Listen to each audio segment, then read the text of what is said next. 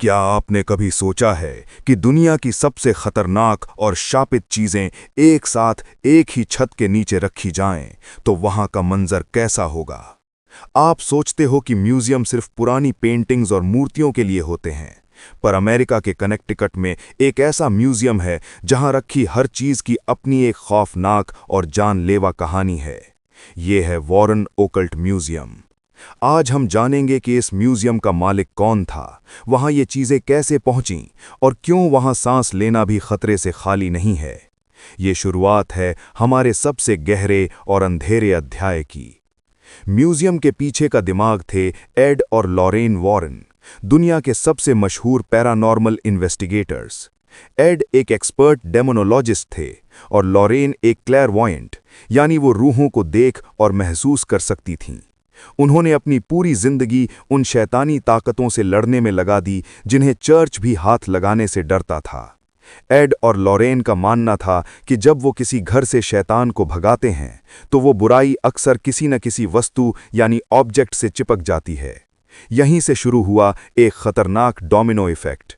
अगर वो उन चीज़ों को वहीं छोड़ देते तो शैतान दोबारा हमला करता।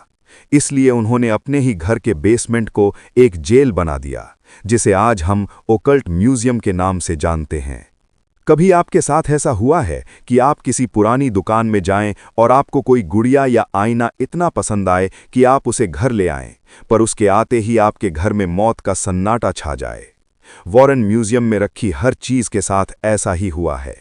वहां रखी हर वस्तु को पकड़ने के पीछे एक रोंगटे खड़े कर देने वाला केस है, जैसे वो मशहूर एनाबेल गुड़िया।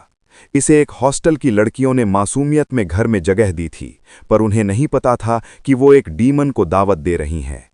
एड वॉरेन ने इसे पकड़कर जब अपनी कार में रखा तो उस रास्ते में उनकी कार के ब्रेक्स अपने आप फेल हो गए। शैतान नहीं चाहता था कि उसे कैद किया जाए। कल्पना कीजिए, एक छोटी सी गुड़िया जो कांच के बक्से में बंद है, पर उसकी आंखों में वही पुरानी दरिंदगी आज भी कायम है। इस म्यूजियम की सबसे अजीब और खतरनाक चीज को द कंज्योरिंग मिरर यानी बुलावे वाला आईना कहा जाता है। ये कोई आम शीशा नहीं है। इसे न्यू जर्सी के एक पुराने केस से पकड़ा गया था। वहां के मालिक ने इस आईने के जरिए रूहों को बुलाने की कोशिश की थी, पर उसने गलती से एक ऐसे दरवाजे को खोल दिया जिसे बंद करना मुमकिन नहीं था। इस आईने को एक पोर्टल यानी शैतानी रास्ता कहा जाता है। इसे वॉरेन म्यूजियम में एक काले कपड़े से ढका गया है, क्योंकि वॉरेन का कहना था कि अगर कोई इसमें 1 मिनट से ज्यादा देख ले तो उसे अपनी मौत का मंजर दिखाई देने लगता है। इसे म्यूजियम में लाने का मकसद सिर्फ एक था, ताकि ये दोबारा किसी बेगुनाह के हाथ न लग सके। अब बात करते हैं वहां के सबसे खौफनाक हिस्से की, द शैडो डॉल। ये एक ऐसी गुड़िया है जिसे इंसानी बाल और हड्डियों से बनाया गया था। इसे पकड़ने के पीछे एक कल्ट का हाथ था जो इंसानों की बलि देते थे। एड वॉरेन ने जब इसे अपने कब्जे में लिया तो उन्होंने महसूस किया कि ये गुड़िया लोगों के सपनों में जाकर उन्हें धीरे धीरे पागल कर देती थी। इसे म्यूजियम में एक विशेष मंत्रों के साथ बाइंड यानी बांध कर रखा गया है।